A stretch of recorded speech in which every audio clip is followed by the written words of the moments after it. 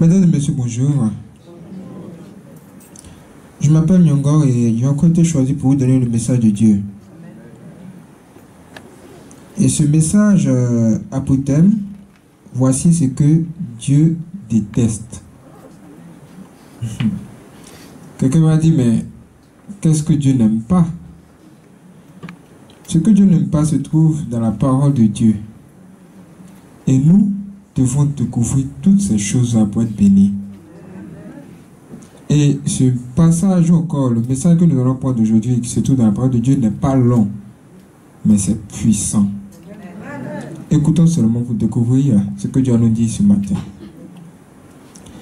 Et c'est dans Psaume 5, versets 5 à 8, que nous allons découvrir en long et en large ce que Dieu déteste. Au verset 5 déjà, on nous dit: car tu n'es point un Dieu qui prenne plaisir au mal. Car tu n'es point un Dieu qui prenne plaisir au mal. Ça veut dire quoi? Ça veut dire quoi? Bon, il y a le bien et le mal, non? Quand on dit le mal, ça veut dire ce que ça veut dire. Si tu es quelqu'un qui passe ton temps à faire ce qui n'est pas bien, c'est que tu es dans le mal. On nous dit ici que Dieu, il n'aime pas de telles personnes. Donc si tu es quelqu'un qui a un esprit de mal en toi, il faut savoir que l'esprit de Dieu n'est même pas près de toi. Et Dieu ne va pas te bénir. Donc c'est l'heure de t'analyser pour voir dans quelle situation tu te trouves. Est-ce que tu as encore le mal en toi? Est-ce qu'il y a quelque chose de diable qui se trouve en toi? Est-ce qu'il y a le péché qui est en nous? Nous devons analyser notre vie. On ne dit plus loin, le méchant n'a pas sa demeure auprès de toi. Le méchant n'a pas sa demeure auprès de toi. Tu veux aller au ciel, n'est-ce pas? C'est parce que nous tous on veut. On veut aller au ciel après toutes ces histoires. Mais la demeure de Dieu là, c'est où? C'est là-bas. Mais pour y aller là, il faut forcément s'attacher à la parole de Dieu.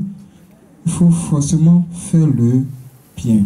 Même apprendre à faire le bien. Nous tous, on nous dit dans la parole de Dieu que nous sommes des pécheurs. C'est le péché même qui est le mal là même. Et nous avons besoin de faire quoi? Apprendre à faire le bien. Ne dis pas, tu sais tout faire. Bon, non, non. Tu demandes à Dieu, apprends-moi à faire le bien, à faire ce qui est juste. Au verset 6, on nous dit: les insensés ne subsistent pas devant tes yeux. Tu hais tous ceux qui commettent l'iniquité. Tu hais tous ceux qui commettent l'iniquité. Bon. L'iniquité, c'est un péché qui est connu par tous. Tu sais toi-même que c'est un péché. Mais tu pêches quand même. Tu te dis que Dieu comprend. Tu te dis que Dieu comprend. Il voit ta situation, il comprend. C'est comme une femme, elle est veuve. Et voici quelqu'un qui vient la voir pour sortir avec elle. Parce qu'il va s'occuper d'elle. Donc, elle accepte. Et elle se dit que Dieu comprend. Le deuxième jour, un deuxième homme vient. Le troisième jour, un troisième homme vient. Elle se là, elle gère 3 personnes en même temps. Et elle dit: Dieu comprend. Toi, Dieu comprend. Tu sais que c'est un péché et tu t'attends à ce que Dieu comprenne ça. Mais quand tu vas perdre la vie dans ça, ne sois pas étonné que Dieu te dise qu'il ne te connaît pas. Parce que tu as tout de faire un péché. Toi-même, tu sais que c'est un péché et tu continues. Il y a plein de péchés comme ça qui existent. Tu vois, un homme, il est toujours attiré par les femmes mariées.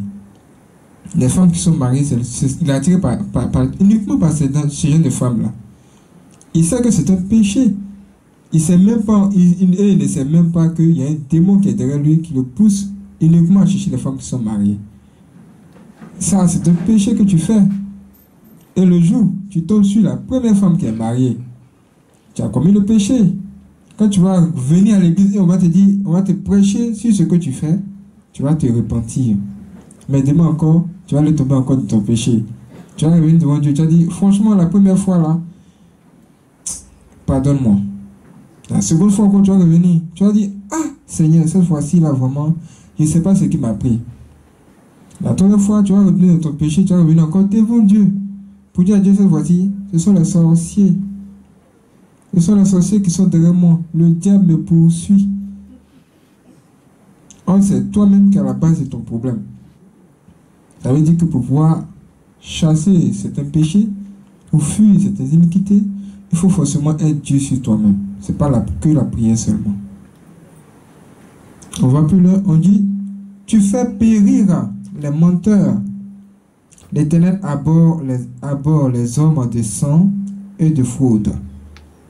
Ici, franchement, je pense que tout est clair. En clair, on veut dire que Dieu, vraiment, il déteste le mal. Il déteste carrément tous ceux qui sont dans le faux, dans les fraudes. Et il veut que son peuple revienne à lui sérieusement. Et au verset 8, pour terminer, on nous dit, mais moi, par ta grande miséricorde, je vais à ta maison, je me prosterne dans ton saint temple avec crainte. Quelqu'un va dire, mais qui vient de parler? Parce qu'au final, quelqu'un veut nous dire quelque chose d'intéressant. Ça, c'est chic. Qu'est-ce que lui fait?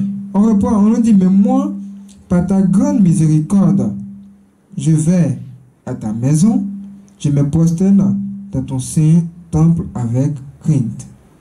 Celui qui vient de parler là, c'est un homme. C'est un roi. En son temps là, lui il était roi. Et il a appris à connaître Dieu. Il a découvert que Dieu est bon. Mais il y a des choses qu'il déteste. Et lui, il a dit franchement, il n'est pas parfait. C'est par la grâce à Dieu que lui se retrouve aujourd'hui à l'église. Et lui, il aimerait suivre Dieu avec sa crainte. Il aimerait avoir ce qu'on appelle la crainte de Dieu. La crainte de Dieu, c'est ce qui va nous aider à fuir le mal, à chasser les mauvais esprits. Parce que derrière le mal se trouve le péché. Et derrière le péché se trouve un démon. Tu peux être quelqu'un qui est dans la colère. Tu te fâches vite. Tu ne sais même pas que c'est un démon qui t'a appelé la colère là. Mais le jour où le démon va venir te parler là, tu vas comprendre que véritablement, il n'y a pas quelque chose qui n'allait pas chez toi et que tu avais besoin de ta délivrance. Que Dieu nous délivre aujourd'hui.